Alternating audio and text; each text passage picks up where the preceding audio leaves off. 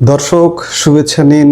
এই মুহূর্তে কথা বলবো প্রধানমন্ত্রী তারেক রহমানের প্রথম বিদেশ সফর কি দিল্লি, নাকি প্রধানমন্ত্রী নরেন্দ্র মোদী নতুন সরকারের প্রথম অতিথি হতে যাচ্ছেন। এই বিষয়গুলো নিয়ে আলাপ করতে চাই এই মুহূর্তে। আজকে বিবিসি বাংলা নয়াদিল্লি থেকে শুভজ্যোতি ঘোষ এমন একটি প্রতিবেদন করেছে। প্রতিবেদনটির শিরোনাম, যে 5টি জিনিস বলে দেবে ঢাকা ও দিল্লির সম্পর্ক কোন পথে। আমরা বিবিসির সেই প্রতিবেদনের আলোকে এই মুহূর্তে কথা বলবো। বাংলাদেশে তারেক রহমানের নেতৃত্বে বিএনপি সরকার ক্ষমতায় আসার ঠিক 1 মাস পূর্ণ হয়েছে। দীর্ঘ 1.5 বছরের অন্তর্বর্তীকালীন শাসনের পর একটি নির্বাচিত রাজনৈতিক সরকার এখন ঢাকার মসনদে। আর এই 1 মাসেই প্রতিবেশী ভারতের সঙ্গে দ্বিপাক্ষিক সম্পর্কে যে স্থবিরতা বা শীতলতা ছিল, তাতে লক্ষ্য করা যাচ্ছে পরিবর্তনের স্পষ্ট ইঙ্গিত। 2024 সালের 5ই আগস্ট শেখ হাসিনার পতনের পর যে পরিস্থিতি তৈরি হয়েছিল, তাতে দিল্লির অবস্থা ছিল বেশ কঠোর। কিন্তু আজ কি সেই বরফ গলতে শুরু করেছে? প্রধানমন্ত্রী তারেক রহমানের প্রথম বিদেশ সফর কি তবে নয়াদিল্লি হতে যাচ্ছে? একটু পেছনে ফিরে তাকালে দেখা যায় মোহাম্মদ ইউনূসের নেতৃত্বে অন্তর্বর্তী সরকারকে ভারত একটি অনির্বাচিত সরকার হিসেবে দেখেছিল। দিল্লির পক্ষ থেকে বারবার দাবি করা হয়েছিল দ্রুত নির্বাচন আয়োজন করা ছাড়া এই সরকারের আর কোনো ম্যান্ডেট নেই। সেই যুক্তিতেই দিল্লি ঢাকার সঙ্গে এনগেজমেন্ট বা দ্বিপাক্ষিক আলোচনা কার্যত স্থগিত রেখেছিল। হাই প্রোফাইল সফর থেকে শুরু করে বাণিজ্যিক বিধি নিষেধ সব মিলিয়ে সম্পর্ক পৌঁছেছিল তলানিতে। ভারতের ঘোষিত অবস্থান ছিল আগে বাংলাদেশে একটি সুষ্ঠু ও অবাধ নির্বাচনের মাধ্যমে রাজনৈতিক সরকার আসুক, তারপর তারা ডিল করবে। গত 12 ফেব্রুয়ারি বাংলাদেশের সাধারণ নির্বাচন অনুষ্ঠিত হয়ে গেছে এবং 17 ফেব্রুয়ারি 2/3 সংখ্যাগরিষ্ঠতা নিয়ে বিএনপি সরকার গঠন করেছে। নির্বাচনের ফলাফল নিশ্চিত হওয়ার পর 13 ফেব্রুয়ারি সকালেই প্রথম বিশ্ব নেতাদের মধ্যে নরেন্দ্র মোদী তারেক রহমানকে সোশ্যাল মিডিয়ায় অভিনন্দন জানান। শুধু তাই নয়, সেদিন বিকেলে তিনি টেলিফোনে মিস্টার রহমানের সঙ্গে দীর্ঘ কথা বলেন। 1.5 বছরের একটা দীর্ঘ পজ বা বিরতির পর দিল্লি যে ঢাকার সঙ্গে সম্পর্ক সহজ করতে চাইছে, সেই ইঙ্গিত সেদিনই স্পষ্ট হয়ে গিয়েছিল।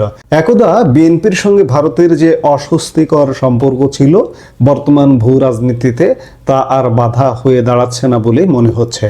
কিন্তু প্রশ্ন হলো, বরফ গলার এই যাত্রা কি প্রত্যাশিত পথে এগোবে? ভারত ও বাংলাদেশ দুপক্ষেরই বিপুল স্বার্থ বা স্টেক জড়িয়ে আছে একে অপরের ওপর। বাংলাদেশের রাজনীতিতে যেমন ইন্ডিয়া ফ্যাক্টর আছে, তেমনি ভারতের উত্তর পূর্বাঞ্চলীয় রাজ্যগুলোর স্থিতিশীলতার জন্য বাংলাদেশ এক অপরিহার্য নাম। দ্বিপাক্ষিক সম্পর্ক মাপার প্রথম সুযোগটি হলো ভিসা।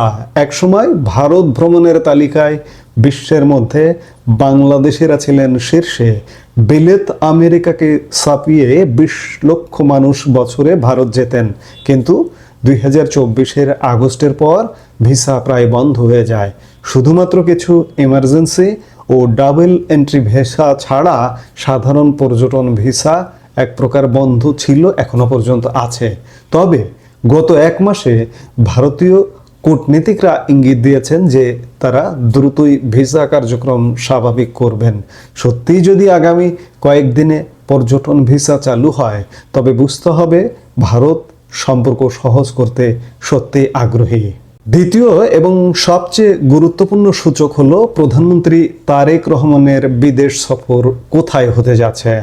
একজন নতুন সরকার প্রধান প্রথমেই কোন দেশে যান, তা দিয়ে তার পররাষ্ট্র নীতির অগ্রাধিকার বোঝা যায়।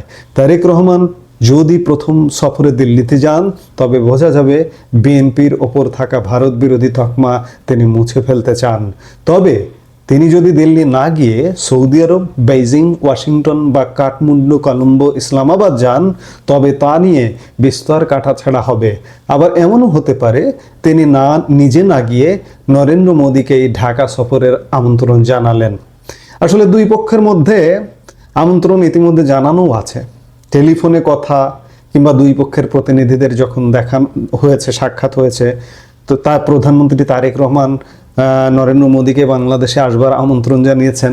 আবার নরেন্দ্র মোদী তারেক রহমানকেও ভারতে আমন্ত্রণ জানিয়েছেন। মোদী যদি নতুন সরকারের প্রথম অতিথি হন, সেটাও হবে বড় কূটনৈতিক চমক। তবে দিল্লির সূত্র বলছে, পশ্চিমবঙ্গে বিধানসভা নির্বাচন মেটার আগে, অর্থাৎ মে মাসের আগে সম্ভবত বড় কোনো সফর হচ্ছে না। 3 নম্বর সূচকটি হলো ক্রিকেট। গত বছর ভারতের বাংলাদেশ সফর বাতিল হয়েছিল পুরোপুরি রাজনৈতিক কারণে। সামনে আইপিএল, তাই আগামী জুনের আগে ভারতীয় দল বাংলাদেশে আসতে পারছে না। কিন্তু বিসিসিআই কি তাদের প্রতিশ্রুতি রক্ষা করবে? অন্তর্বর্তী সরকারের আমলে ক্রিকেট নিয়ে তিক্ততা চরম পর্যায়ে পৌঁছেছিল। কেকেআর থেকে মোস্তাফিজকে বাদ দেওয়ার ঘটনায় বাংলাদেশ বিশ্বকাপ বয়কট করেছিল। ভারত আশা করেছিল নির্বাচিত সরকার এলে পরিবেশ অনুকূল হবে। এখন জুনে যদি ভারতীয় দল ঢাকায় আসে, তবে বোঝা যাবে সম্পর্কের গ্রাফটা ইতিবাচক। বিবিসি চতুর্থ যে সূচকটির কথা বলছে, সেটি হচ্ছে কানেক্টিভিটি। 2024-এর জুলাই থেকে মৈত্রী, বন্ধন ও মিতালি এক্সপ্রেসের চাকা বন্ধ। দুদেশের যে ট্রেন চলাচল করতো, সেই ট্রেনের চাকা বন্ধ রয়েছে অদ্যাবধি। বাস চলাচলও সীমিত, অথচ ভারত তাদের উত্তর পূর্বাঞ্চলের জন্য আগরতলা আখাউড়া রেল সংযোগকে গেম চেঞ্জার মনে করে। সামান্য একটু কাজ বাকি আছে। এই সামান্য কাজের জন্য প্রকল্পটি থমকে আছে। তারেক রহমানের সরকার কি এই অসমাপ্ত প্রকল্পটি দ্রুত শেষ করবে? কানেক্টিভিটির গতিই বলে দেবে সম্পর্কের ভবিষ্যৎ রূপরেখা। বিবিসির দৃষ্টিতে পঞ্চম ও সর্বশেষ সূচক হলো গঙ্গার জল চুক্তি। 1996 সালের এই চুক্তির মেয়াদ শেষ হচ্ছে আগামী ডিসেম্বরে। চুক্তির শর্ত কি হবে তা নিয়ে রাজনৈতিক আলোচনা থমকে আছে। হাতে সময় মাত্র কয়েক মাস। তারেক রহমান ও নরেন্দ্র মোদী কি এই জটিল সমস্যার সমাধানে দ্রুত আলোচনায় বসবেন? এখানে আবার একটি বড় ফ্যাক্টর হলো পশ্চিমবঙ্গের রাজনীতি। আসন্ন বিধানসভা নির্বাচনে তৃণমূল যদি ক্ষমতায় থাকে, তবে তাদের মতামত উপেক্ষা করা কেন্দ্রের জন্য বড় কঠিন হবে। গঙ্গা চুক্তি নিয়ে মমতা বন্দ্যোপাধ্যায়ের অবস্থান দ্বিপাক্ষিক সম্পর্কে বড় প্রভাব ফেলতে পারে।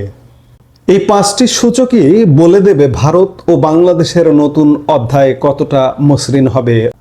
একদিকে অর্থনৈতিক ও বাণিজ্যিক বাস্তবতা, অন্যদিকে অভ্যন্তরীণ রাজনীতির বাধ্যবাধকতা, এই দুইয়ের ভারসাম্যই ঠিক করবে আগামীর দিনগুলো। দর্শক, আপনার কি মনে হয় তারেক রহমানের প্রথম সফর কি দিল্লি হওয়া উচিত? আমাদের কমেন্ট বক্সে জানান। এই মুহূর্তের আলাপ থেকে বিদায় নিচ্ছি। সবাই ভালো থাকুন, সুস্থ থাকুন। দেখা হবে পরবর্তী ভিডিওতে। আমাদের ভিডিওগুলো নিয়মিত পেতে সাবস্ক্রাইব করুন Sajjad Kadir and the legends YouTube channel এবং লাইক, কমেন্ট, শেয়ার করে সাথে থাকুন।